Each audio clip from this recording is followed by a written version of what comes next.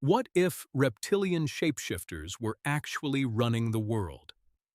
Imagine tomorrow, someone hacks into every camera at the United Nations, live during a general assembly, and the world watches as the foreign minister of a major country stands at the podium, and his skin starts to glitch, like a screen error, except it's not a screen.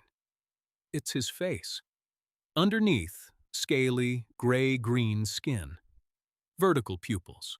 A forked tongue that flicks across his lips for just a second before the feed cuts to black. Within 40 minutes, the video has 800 million views. The question is no longer whether. The question is, how many of them are there? And how long have they been here? Let's play this out. First, we need to understand what the theory actually claims. The idea goes like this. An alien species, reptilian, intelligent, technologically superior, embedded itself on Earth thousands of years ago. Not as an invasion force, but quietly, strategically. They can shapeshift, take on human form, and they've systematically worked their way into the highest positions of power. Governments, corporations, banks, media. They look like us, talk like us, laugh like us, but they're not us. Sounds absurd. But let's play it through. If this were true, how would something like this even work? Let's start with the biology. A being that can change its physical appearance would need skin that can restructure itself on a cellular level. Sounds like science fiction, but on Earth, this actually exists. Take cuttlefish, for example. They have specialized cells called chromatophores that can change color, texture, and pattern in milliseconds. An octopus can blend into a coral reef so perfectly that you can stare right at it and still not see it. And that's an animal with a relatively simple nervous system. Now imagine a species that had millions of years longer to evolve, not in the ocean, but on a planet where camouflage was a matter of survival. Is it physically impossible for such a being to take on a human form? Probably, but it's less absurd than most people think. The next problem would be energy. Shapeshifting, even if it were biologically possible, would consume an incredible amount of energy. Every cell in the body would have to reorganize. Bones would have to change their density, muscles their structure, the face its entire geometry. That would be like rebuilding a car into a motorcycle while driving it. The caloric demand would be astronomical. If reptilian shapeshifters existed, they would need to eat significantly more than regular humans. Or they'd have an energy source we don't know about. But let's set the biology aside and get to the actually interesting part: the power structure. If a small group of beings wanted to control the world, open domination would be the dumbest approach. Wars cost resources. Dictatorships create resistance, revolutions, uprisings.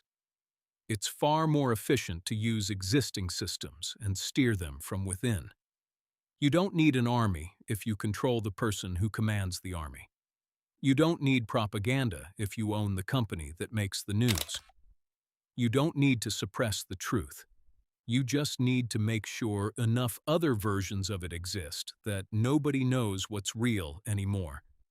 And here's where it gets eerie, because that sounds suspiciously like the world we actually live in.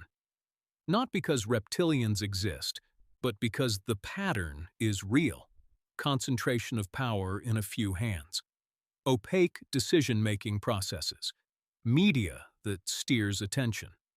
Algorithms that determine what you see and what you don't.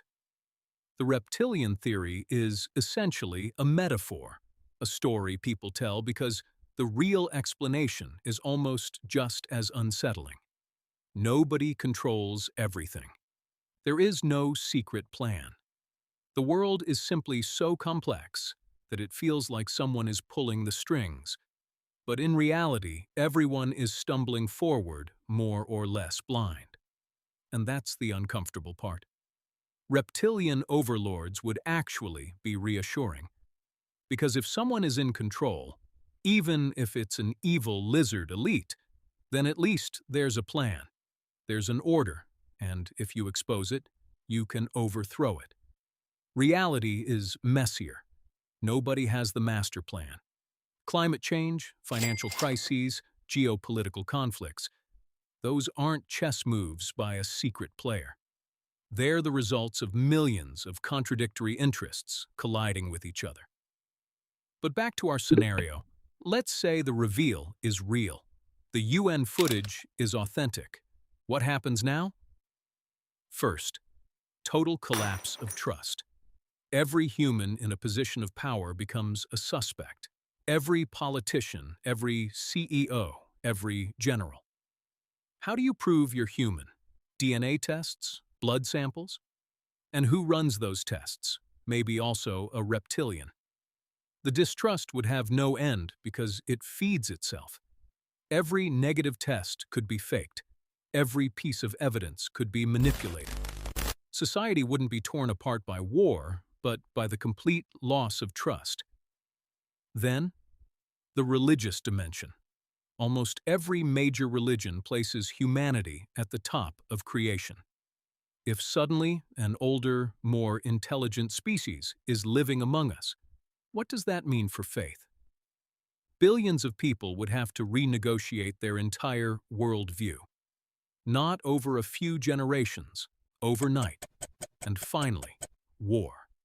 Not against the reptilians, but against each other.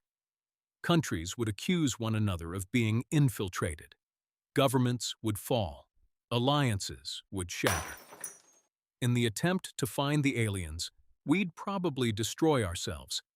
And that would be the bitter twist. If a highly intelligent species actually wanted to control humanity, they wouldn't have to do anything. They'd just have to make us believe they exist. We'd do the rest ourselves. Of course, there is not a single piece of scientific evidence that reptilian shapeshifters exist. No DNA proof, no body, no artifact. The theory was popularized by David Icke in the 1990s and has lived on primarily through the internet ever since. But the question, what if, is still worth asking, because it reveals something about us, about our need for explanations, about our distrust of power, and about the fact that the real world is sometimes stranger than any conspiracy theory. And that's pretty unsettling.